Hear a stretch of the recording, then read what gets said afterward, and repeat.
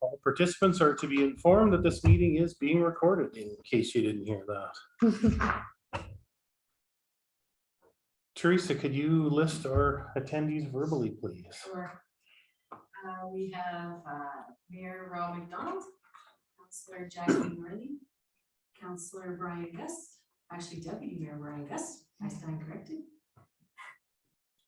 Councillor Kyle McIntosh, Councillor Cindy Ora, Foreman Patrick Taylor, myself, CAO Teresa Fuller, and in the gallery we have Shelley Boileau and Hazel Campbell. Okay. We have no public hearing. Any additions or amendments to the agenda? I would ask that we consider moving item 7.1 and swapping it with 7.2 so that we have the context of that discussion before moving on. So that would be an amendment I would propose.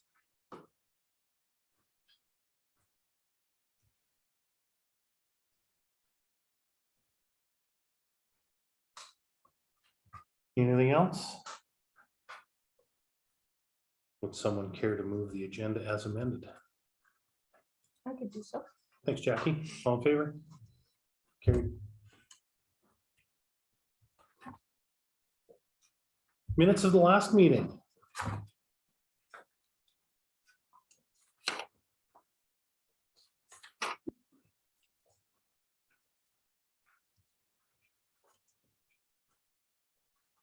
Does it ring familiar to anyone? Yeah, I wasn't here for except for the end, so I can't move this one. Brian? All in favor? Carried. Delegations. 5.1 property drainage.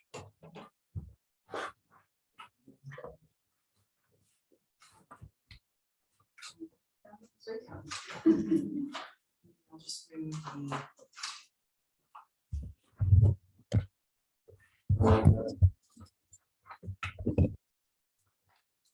to write everything down, or I never remember. So they've already introduced me, so you know what my name is. So I bought my property December of 2011. Before I bought, I checked at the town office to see if there was any problems I should know about or anything. And other than the regular power and gas, there wasn't. But come spring of 2012, all of a sudden the culvert appeared from under the snow. And well, what's that? Anyway, then I found there was a drain up between the sidewalk and 51st Street.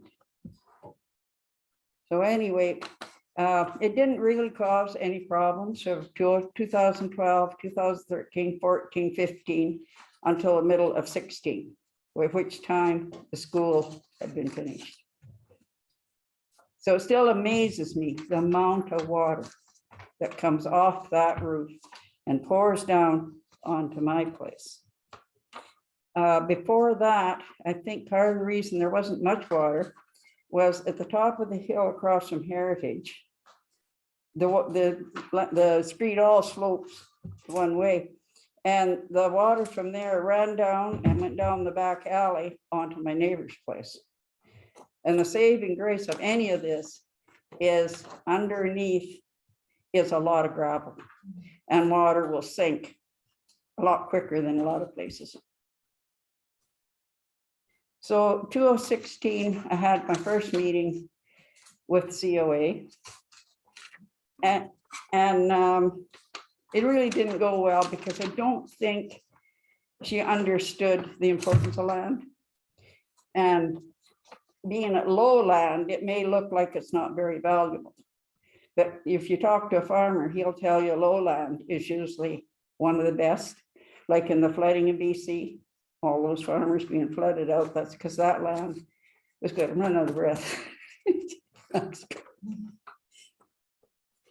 Anyway, it didn't go well. And she thought my land was pretty valueless and so on. So why would I complain? Can I interrupt? Sir Chair, Yes, go ahead. I feel that a lot of her view is from a perspective. It's not relevant to the topic. Can I interrupt? No, thank you. Okay, later, Shelley. Yeah, I have my time to. The view was the way I was spoken to start with. And I give her the credit that maybe she did not understand the value of land to a person. And also seemed to try and impress on me, which is maybe her job, that I shouldn't complain and my land being valueless and whatever. It was more my fault than the land's fault. The water was running there. So I went home and I thought, why am I paying taxes then? But anyway, so anyway, this went on 2017, more meetings, and I had several meetings and it never went anywhere. They offered to buy my land, the bottom part, in 2017. But what they offered was not enough. And then I pay all the expenses. It was not enough to make it a satisfactory deal. So 5.5 years later, I'm 83 now. And a lot of my work and expense have been doing nothing because it's been every year. The sand and gravel advance more onto my land, wrecking the plants, the shrubs, and so much of what I had planted. There wasn't anything there really except the row of trees and 2 trees down in the middle. And so what was there later was everything I put in.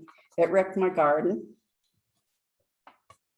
So now what I see is a mess. And instead of the prettiness that I thought I was making and building. And what I see is flat, ugly place there. So here I am retired, and so much for the golden years. It's been totally destroyed in the last 5.5 years. So I have 2 questions. You see, one was I phoned to find out about one item, and Teresa talked about another item, which was a pipe to be run across my land that I hadn't heard anything about, which is okay. And are you still pursuing the cost of that, or? You're referring to the drainage easement? Yeah, they want to run a line across for drainage. So I'm asking Teresa, are you still pursuing that procedure? We're still getting pricing on that, Correct. although a pipe wasn't what we had in mind. Well, as I informed her, it doesn't solve the problem, but anyway. And the next one was, I had asked my son, because I have no luck talking to anybody. I asked my son to question why there is no curbing on that whole east side of 51st Street. And I don't know what the reply to that is. That's my question there. There's several stretches of street in town that have no curb. Not many. Not many, but there are lots. Well, it would solve the problem for one thing, could be. Oh, it questions me. I need to stand if there's any questions. I had tried to make as much as I could on the pictures and so on. Well, I guess my question is, and I appreciate you bringing all of this information forward, the time and the effort to, get us new council members up to date with the history is appreciated. But I guess my question is, what would you see as a satisfactory outcome? Well, I was told that it would be, I believe it was 250,000 to 300,000 to put in a proper drain system back then. And so I looked at the situation and I thought, well, can we subdivide off? And I was told, yes, we can. But the offer made does not even make sense to me, and I pay all the expense. That's one solution. There's a couple of others I could come up with, but I don't know. We haven't got much time because Shelley is put in on my 15 minutes too. One was the town could make use of all that water and put 2 big tanks in. Right. And catch that water and use it. The other one, of course, is to make a drain down where the cars park on that side, which also concerns me because there's still black marks where all this water has ran, and I don't know what causes that other than pollution from the cars. Yeah, and I think the reason why I asked the question, you know, what do you see as an okay solution? Because if we take this back and collaborate and come back with some solutions and they're not satisfactory to you, then I guess we're we still try at an again. impasse, right? And so I think ideally, if we're going to explore this properly, I would see that the important thing here is that the solution is of value to you. Yeah. Well, yes. So I would like to see what those solutions would be. So one, you said Well, subdivision wasn't. sorry for interrupting. Yeah. The last, one of the notes I put in there was my last offer was the town to pay the expenses, because some of it, like building a berm, they can probably build a lot cheaper than I can, or I can hire it done. I don't know for sure, but that's my thinking. And they pay the expenses, and I take their 18.5. If I had wanted to sell land, I've never really wanted to. I like my land, but if I'd wanted to, I'd have subdivided off, re-subdivided the lot 2, the J, over there and sold it off.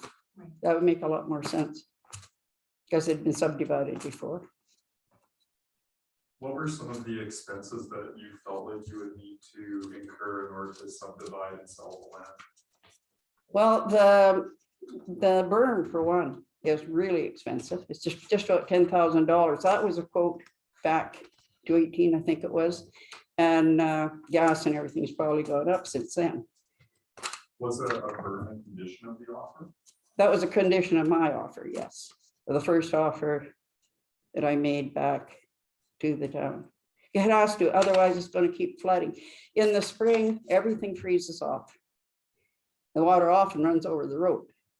It's still down onto my place.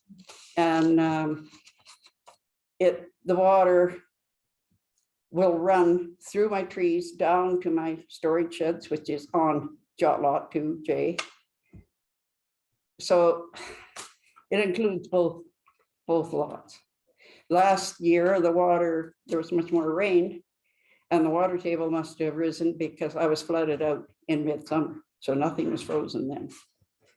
And those some of the pictures you have show that. There's only 2 lots there, correct? Yes, Okay. they were combined before I They're bought. not side by side, they're side by side, like a front to back. They're side by side. Okay, They both run south, north and south. okay, thank you. Well, 54th runs at one end and 51st Got it. on the other side. Do I find it very stressful? Absolutely. But anyway, it's my problem, I guess. There any other questions? I tried to give as much information as I could. I've still got lots of pictures on my iPad and So I come into this in June of 2020 as a contractor going to build a new ramp for Hazel. So when I presented the town the paperwork to build the ramp, you have to go, in order to have a legal ramp, you have to go 1 foot for every inch above grade. And her deck was 30 inches above grade, which meant I would have had to have gone 30 feet out. When I initially presented that with the town and met with Teresa, she had advised me that she didn't think that was a good idea because there was an issue with the back part of the property. And so us going 30 feet out, if they had to deal with the back part of the property, would not be good. If I may, Chair. I have actually paperwork Representing- on that. I'm sorry, all your questions have to be addressed to the chair, and if I'm addressed. Go ahead.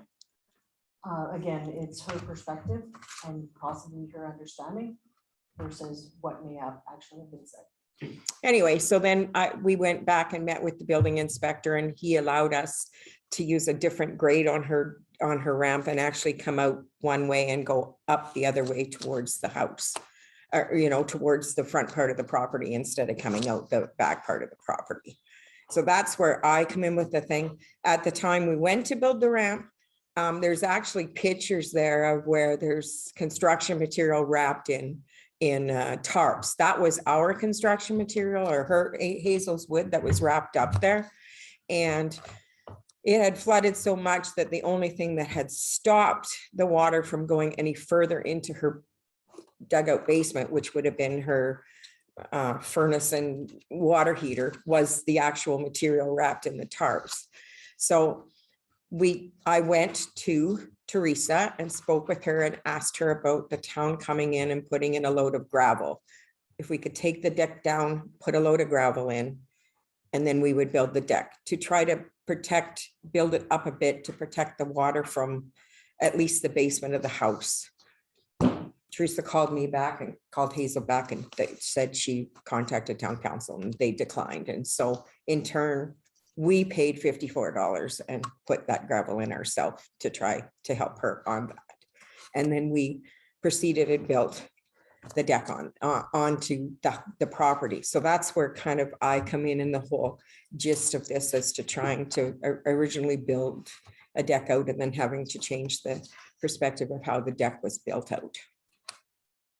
And the only reason actually that I asked earlier, if I could interrupt, is you have the packages. And so you can see some of the later letters that were written and how they were expressed with attitudes and stuff. So that's how we get our view from it. So, all right.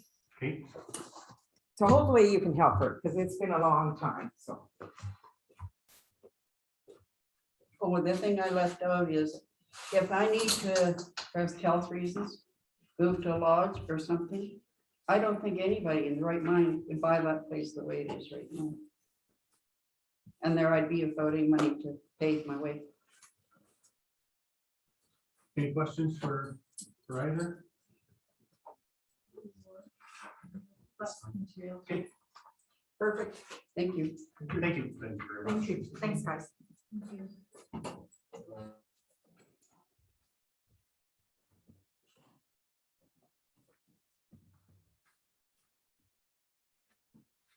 We need a motion to accept those presentations as information. Yes, please. I will move the accept delegations 5.1 and 5.2 as information. Thank you, Kyle. All in favor? Carried. Moving on, no bylaws. New and unfinished business, item formerly known as 7.1. Formerly known as 7.2, I guess, so Highway 1221. proposed plan.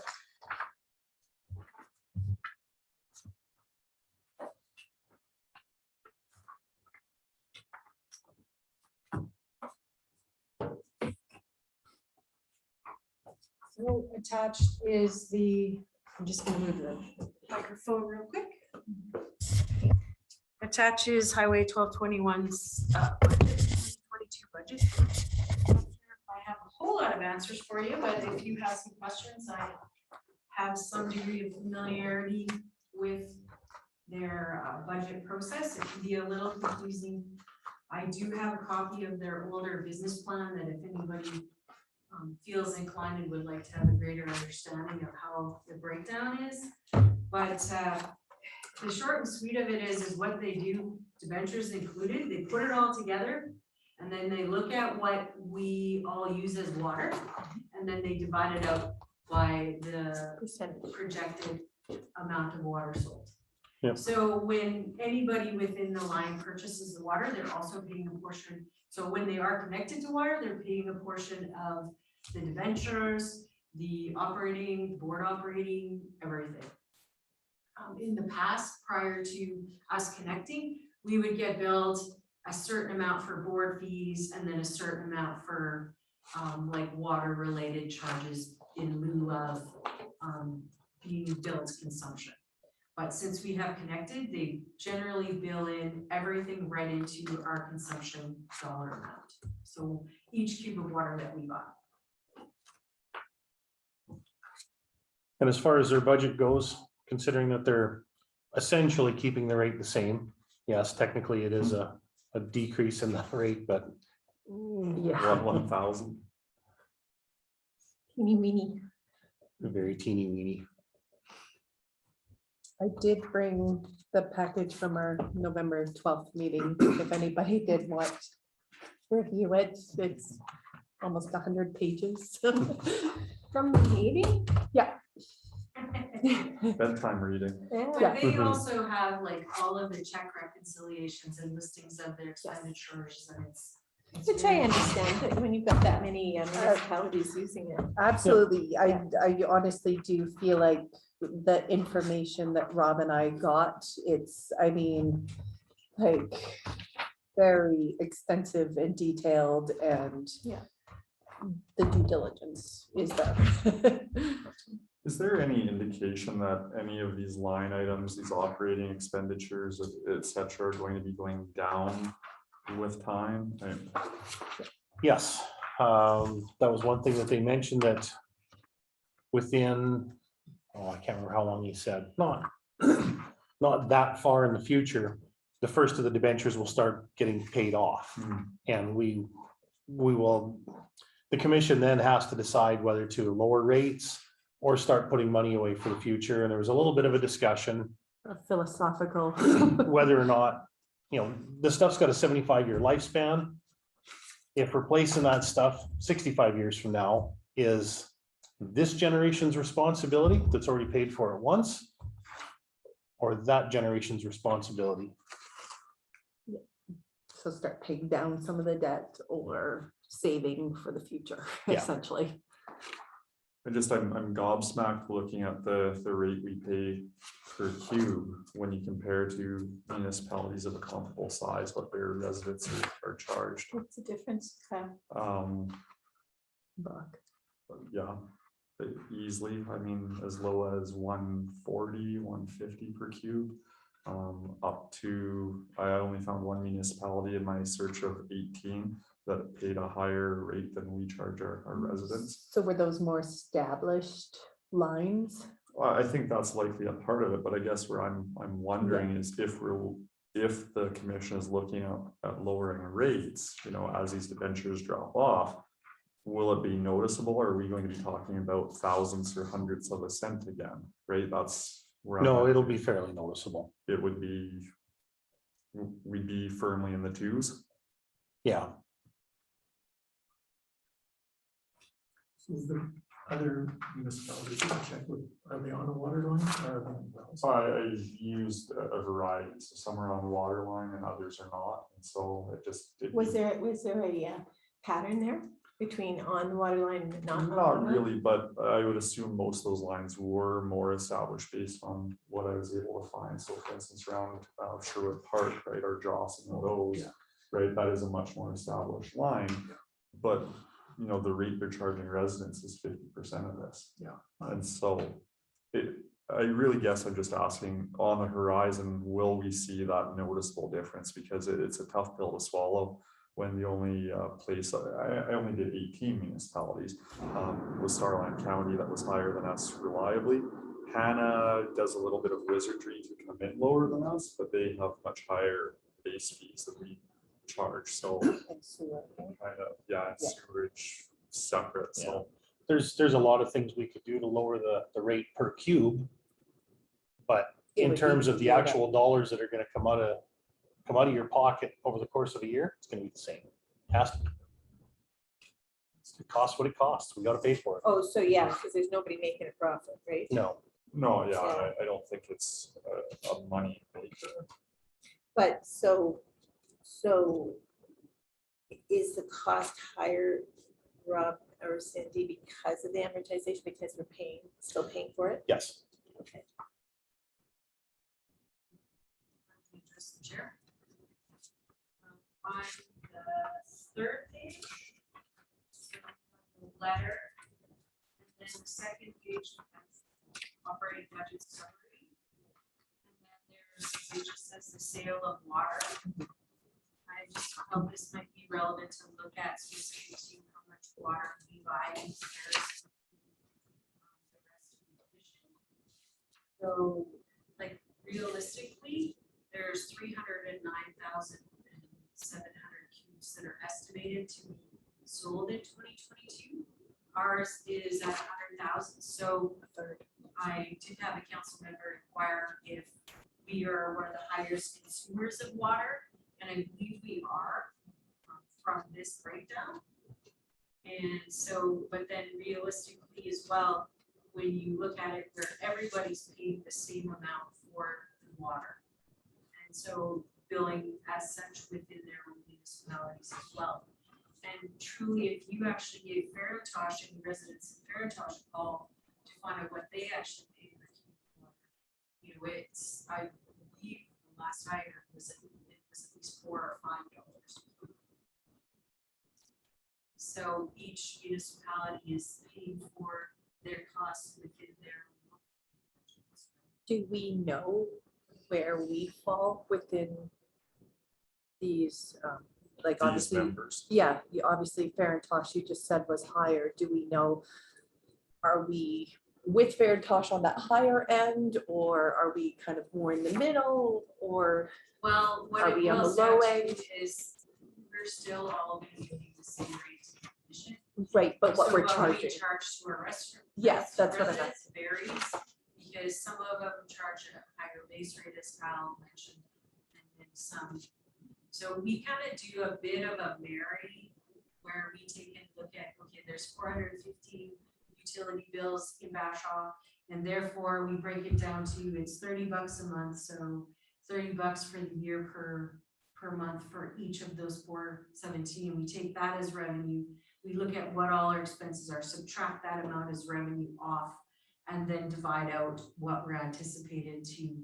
And we don't divide through as 100,000, because in the past, we divided through at our, what we were expected to purchase, and then discovered that we didn't have all of our water metered and weren't collecting revenue from all of our water. So we're still like really close. Oh, I see. So if, So even though we buy 100,000 cubes, we may only receive revenue from, right, and 80. last year, it was, we were around 22,000 cubes short That we're missing. that were between. That we the didn't reconcile. charge for. Correct. Oh. So that's a fifth right there. that we So could- then what happens is, instead of putting 90,000 or 100,000 of what we expect that we're buying, we have to knock that number down to 80,000 hypothetically.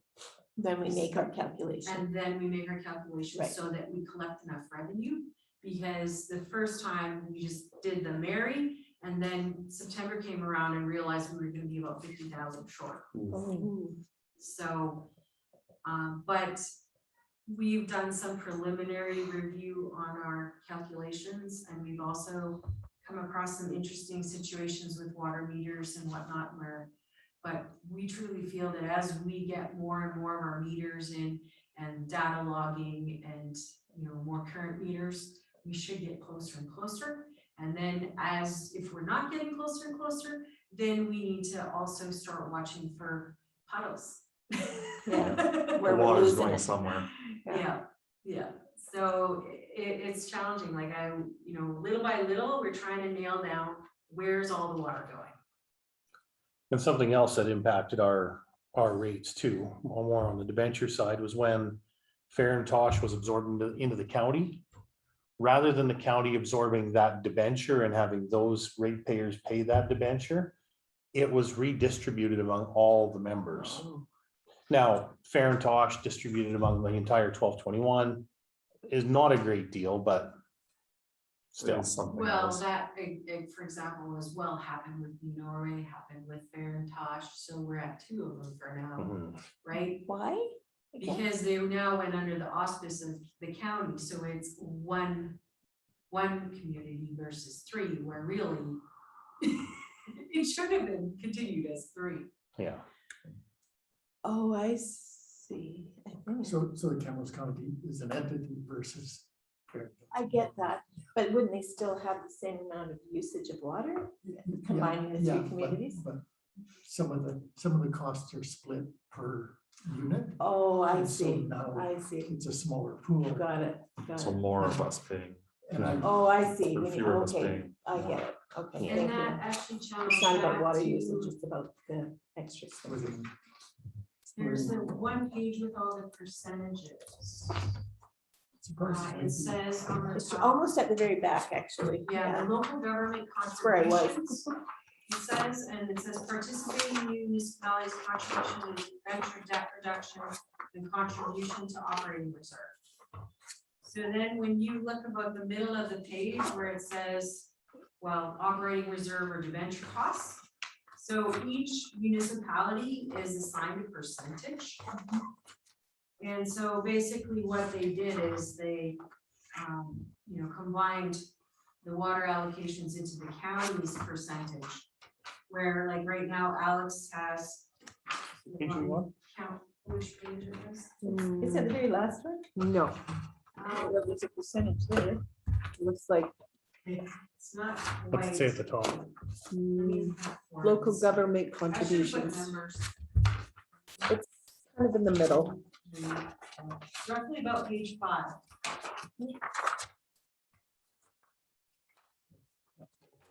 I got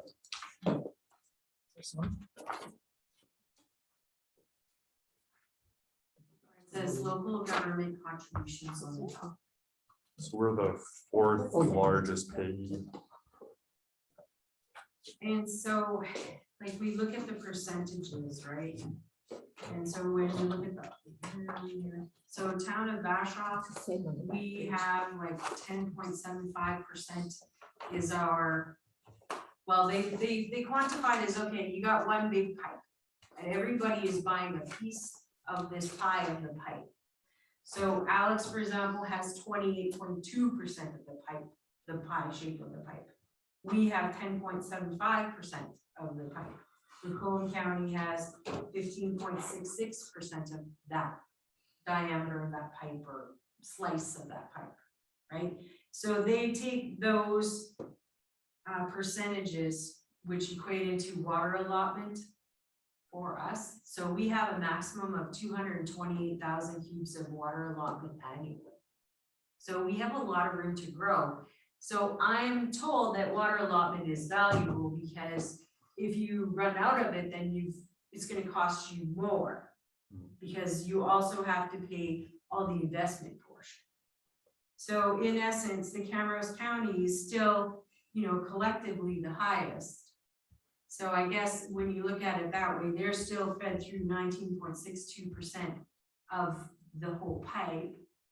But, when they divide out all the board costs, however they do between the actual members, that's where it's Only 6 members. kinda, it's like you put a puzzle, look at it one way and pull it apart and do it another. It's a little.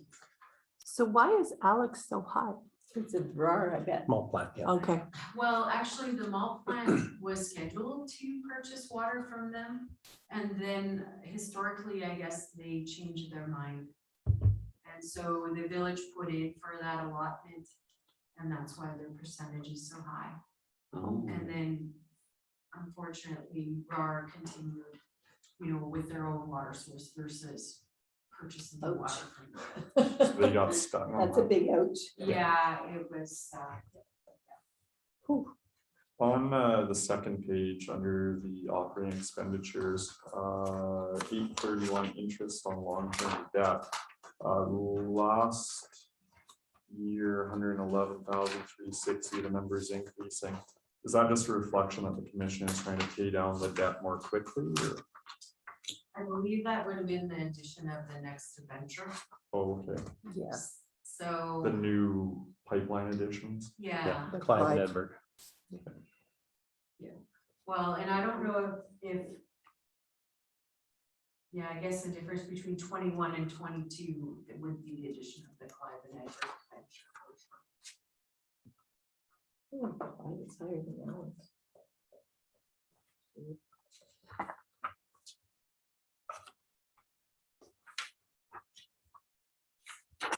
Good information.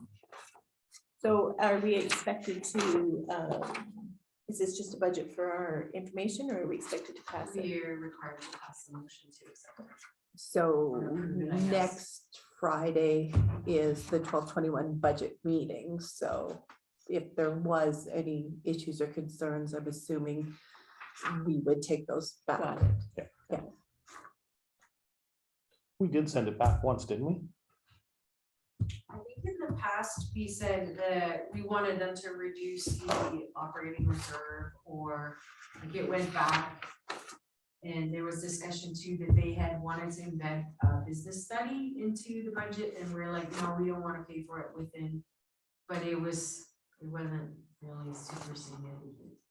But it did make a little bit of a difference in the outcome of the water price. Anyone else have any questions?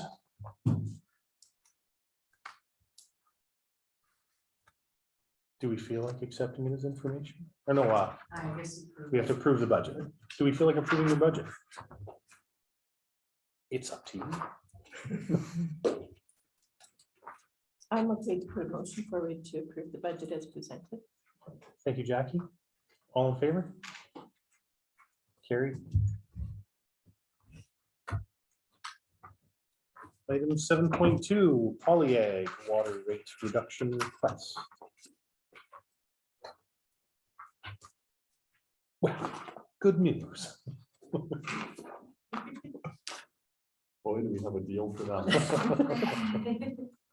So I thought I would put their letter first, and they did allow me permission to put their letter right into the agenda package directly.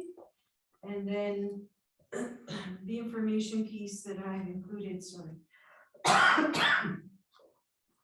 is just a summary of what their consumption has looked like over 2020 and 2021. We are taking the last reading of the year towards the end of the year, and we'll be distributing water bills. So you can see where there's quite a range of their consumption. And yeah, but on the flip side, what they take in water's got to go somewhere as well. And so from a sewer perspective, the maximum that we charge them is $215 for a 2-month period of time for sewer charges, because there's a cap. And many municipalities charge 40% of the water consumption amount as the sewer as well. So like there is, we're fortunate that we have quite a bit of capacity in our lagoon, but if we didn't, we might be in a situation where their sewer consumption is taking away from a potential resident as well. But again, fortunately, we're not anywhere near capacity for our lagoon, but this could still present a potential challenge in the future. And I guess it's just a matter of council, how council wants, want more information, what can I get? Admittedly, both our water and sewer bylaws are on my docket for revision. The sewer in particular, I'm looking at 2 different versions of a sewer document or wastewater document. One is 43 pages and one is 77 for your reviewing pleasure. I look forward to receiving it. So, and it's like, I wasn't sure where to exactly start. Previous council had asked, because many municipalities have or issued what's called a disposal permit. So businesses like veterinary clinics, car washes, plastics recycling, also automotive dealerships, or they are often, well, in those bylaws, they're required to do testing on their discharge to make sure that what they're discharging is not going to be harmful to you. And so through my past research in previous questions, it's come up that, there's restrictions on what amounts of discharge can be acceptable within the wastewater code of practice. And so it's quite an elaborate process, but in the same token, it's better to be proactive, because the only time we would really get notified of a significant hydrocarbon issue is when we're desludging, and by then it's too late. So annually, the water, the gray effluent, is tested within wastewater, but the actual bottom sludge processing is not. And Patrick will I know you're just learning, but I'm not sure if there's any additional. In that regard, but if you don't, that's fair enough. No, I think you covered it. Okay. Yeah, so it's, a lagoon is basically like a digestive system. Right. And so if you kill off all the friendly bacteria, it ain't gonna work. I have a question here. Under the discussion comments here, it says there are several other businesses locally that also purchase large volumes of water. I guess I'd be curious as to, What comparison? oh yeah, what comparison there is, how they compare to some of the others, I mean, I assume there are some big purchasers, but is Polyag, still that much more than these other businesses? Comparatively, like, they're true, look like they're on track to purchase 10,000 cubes in a year. Our other locations that I've kind of checked out briefly, and I don't know if it's considered a FOIP thing or not, but some businesses as examples, I'll tell you which ones I kind of had a look through, and then just randomly give you some of their actions. Bashaw Crop Services was one I looked at. Bashaw is the car wash. And unfortunately, it was a little dingy. I don't know what the other car wash operates as. Truly, I guess I should also check the school and the senior school. But between the two that I did check, really, the one since maybe 4,000 or 5,000 cubes in a year. Not That would be quite. the closest to them. So Polyag is representing 10% of our water purchase, right? We just saw 100,000 cubes Yeah. is what we're buying. Well, I guess there's so many different ways of looking at it, but everybody pays the same price for the water. 'Cause Well- they're also paying for the infrastructure as well. So is there anybody else, Teresa, that is has a water charge that's less than what our rate is in town? Like paying less than the $3.05 a cubic meter? No. Some municipalities, and Delburn is one of them, do actually within their master rates and schedule bylaw have exemptions for certain industries, businesses. They might have a set fee for, say, the school division, right? So rather than actually billing out for consumption, it might just be 500 a month from what my research has been. So I find that interesting. I'm a little blown away by the $215 maximum charge for sewer, because often, as you say, it's a significant amount. In many municipalities, it's 70 cents a cube, which is even more than 40% of what they're charging. It's 50 or 60%. And so when I look at that, that screams to me as a bit of a deal. I guess another question I'll ask, and I know a little bit about the plant, but I don't understand what within the plant requires potable water. Because presumably this is water that's fit for human consumption if it's coming out of our taps. Yes.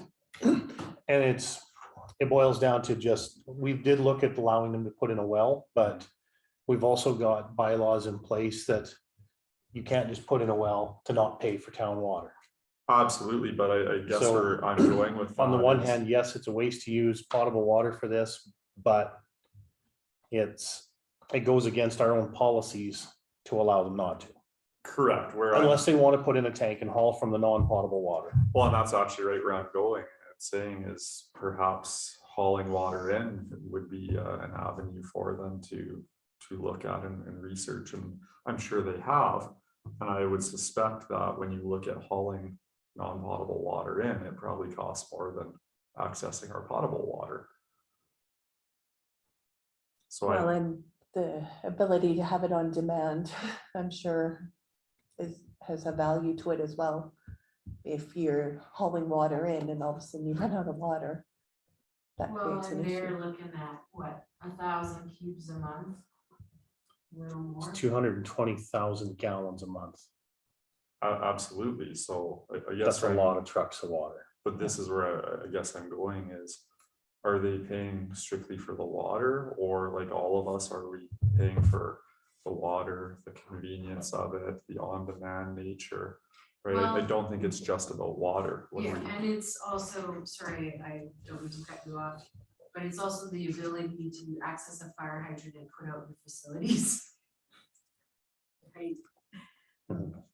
So, and then it's not just about the price of the water, where it's also about, you know, replacing lines, planning for lines, as well as paying for operator wages, updates, and ongoing maintenance to our overall distribution system.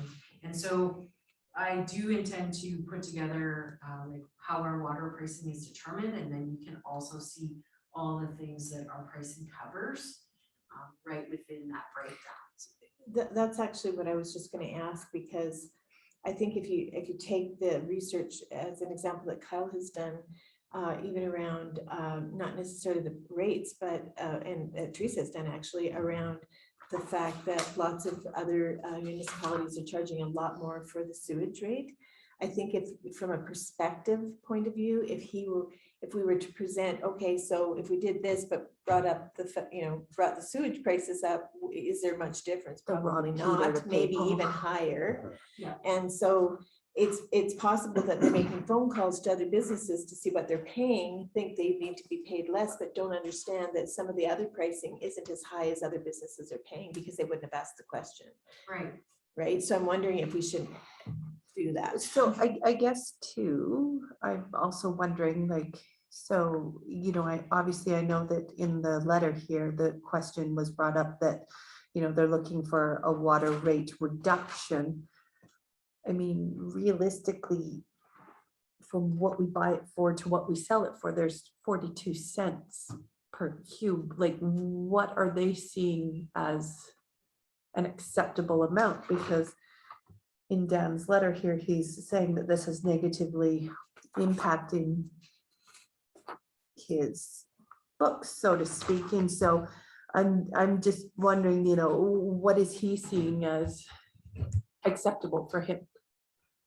Well, and I guess truly that would be up to council. I guess my own operational assumption would be that if we were to consider a reduction, it would be for what the price we buy the water. Okay. And so I just kind of did a comparison there at $3.47 versus $3.05 is what we purchased the water from the commission. And so truly, so far to date, it looks like it would make a difference of $3,925.74 within a full year, barring that final reading. So, If we were to charge them what we pay for it. correct. Strictly cost.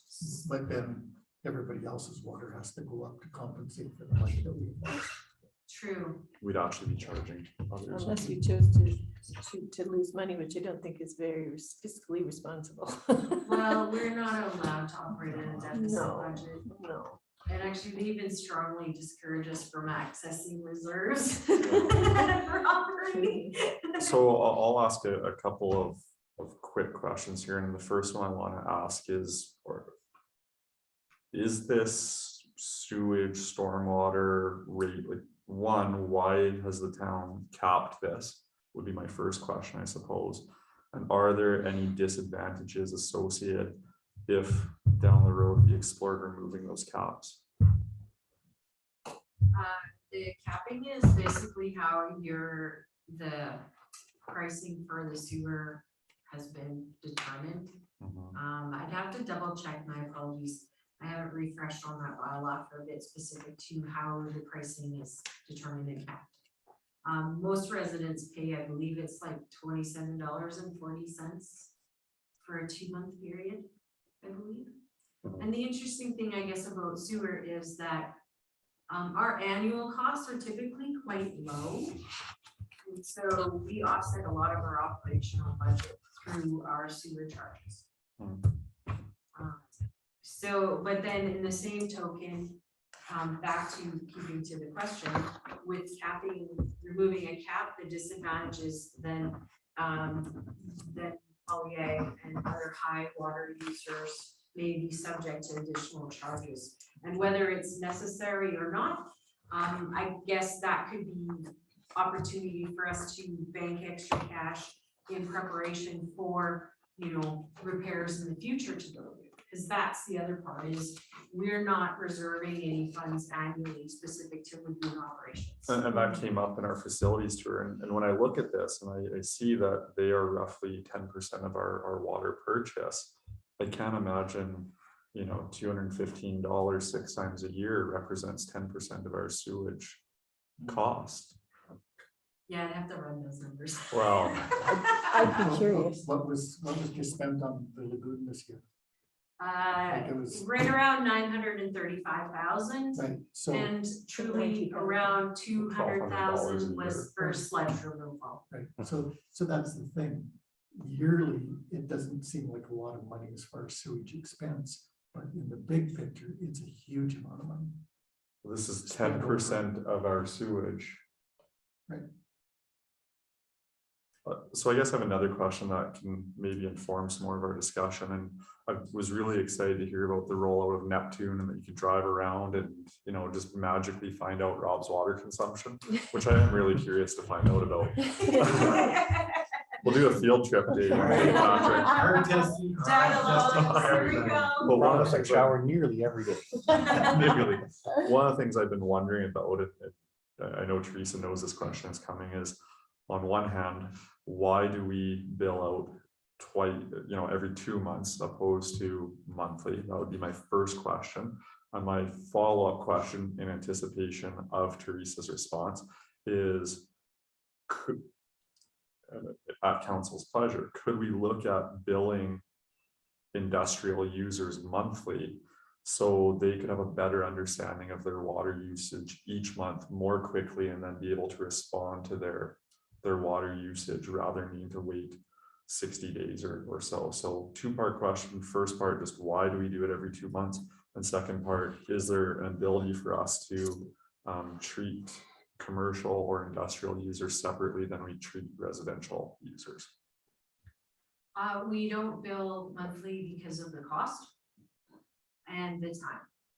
I would probably have administrative staff lose their crap. There's a good one for you, Stu. Because like right now, currently with our water meter reading system, it can take up to 3 days to read meters. And then after that, you're also looking at 415 water bills to fold and stuff. So it's time consuming. Is there an option to switch that to online or paperless? Well, our system has the capability of doing that. However, it costs extra for the module and whatnot. So, and then I guess circling back around to Kyle's question about doing industrial users monthly. I guess from a service rate standpoint, they're certainly welcome to get in touch with us. However, they can also take a flashlight and shine it right at their meter once a month and find out exactly what their consumption is. Okay. I have went for tours in the facility. I went for tours on 2 separate occasions through the Polyag facility. And I'm granted this was when they first started. So it may not be the case whatsoever at this point in time. But I have noticed that there was water running all over the floor at one juncture in time when I went for a tour. So I guess observationally and I'm referencing historic when they were just getting started and just figuring things out, they probably had no idea what their water consumption was going to be. And as I mentioned in my report as well, I've been very upfront, even from the time that they were basically advertising to run the plastics recycling site. And there was a business development application that was advertised, and the community was given an opportunity to do feedback on that business development. So initially, right from the get-go, I have also informed them of what our water pricing was, and all along they didn't seem to believe that it was a challenge. So I find that interesting because bullet point 1 in the letter actually seems to indicate that they are experiencing a water rate increase. But I believe we were on the 1221 height before they opened their facility. correct. Actually, with point number 2. So it says that they contribute significantly to property and business taxes. I've been out of business for 5 years. I've not been on town council for 5 years. Has there been business tax imposed? Well, there's two different mill rates, right? Yeah, So but, there's a but business there's still related. property tax. It's a not- property tax. Yes, yes. There isn't a separate business tax that they're No. paying. No, I'm just wondering. to clarify that. yeah, we don't have a, like, a business license bylaw where we require them to add anything. Right. It's all It's just- embedded within the tax. Property tax.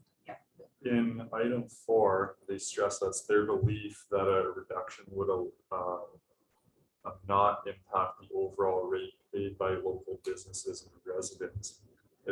Correct me if I'm wrong, it seems through our discussions that in fact lowering their fee because we have the amount that we pay from the commission, that it in fact would have to be recouped by residents and businesses.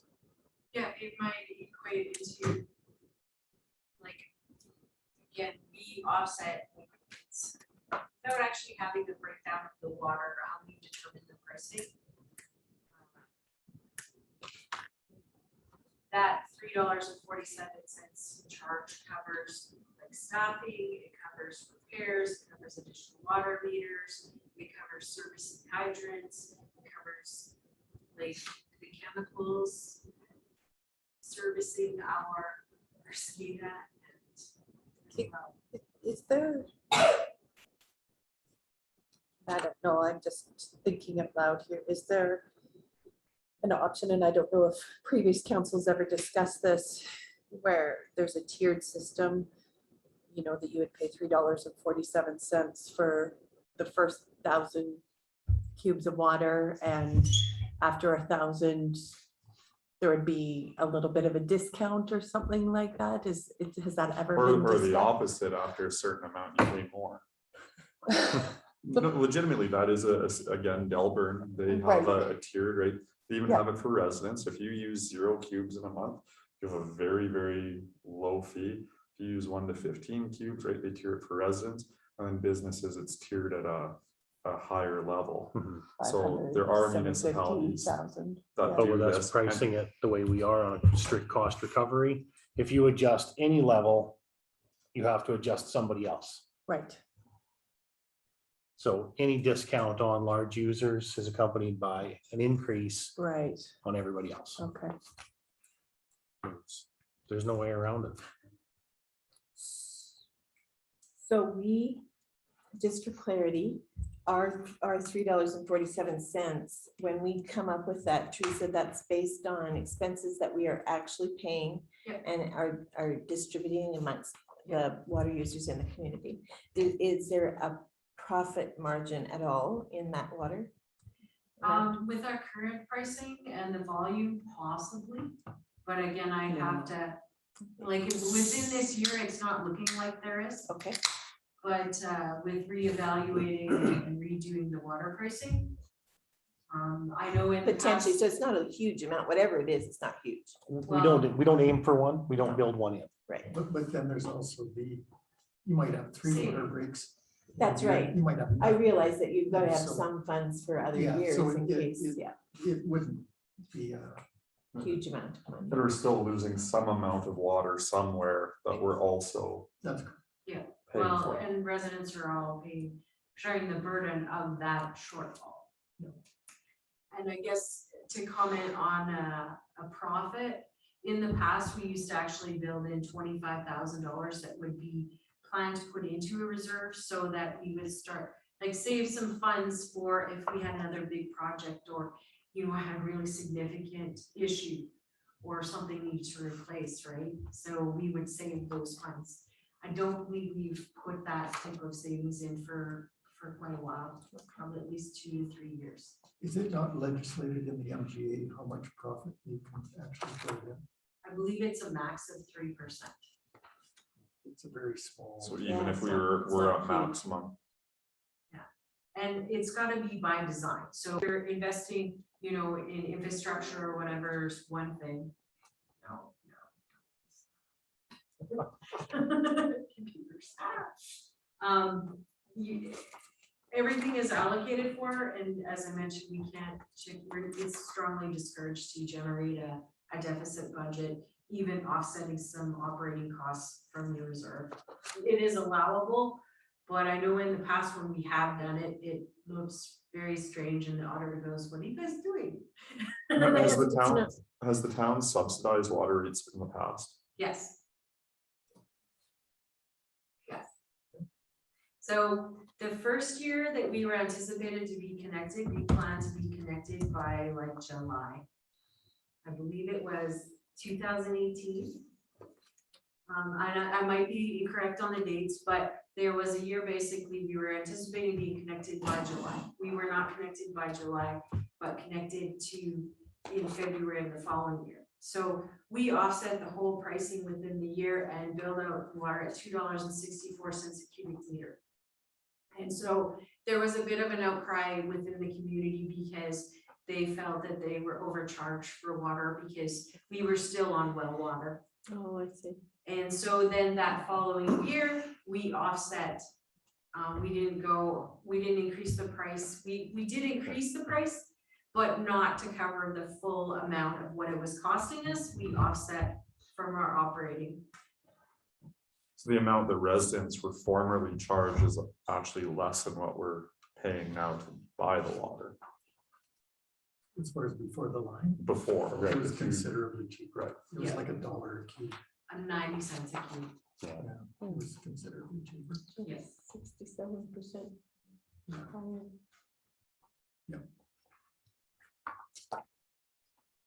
I think, So short of a direct subsidy, there's really nothing we can do to help them over and above the deal we're already giving them on sewage.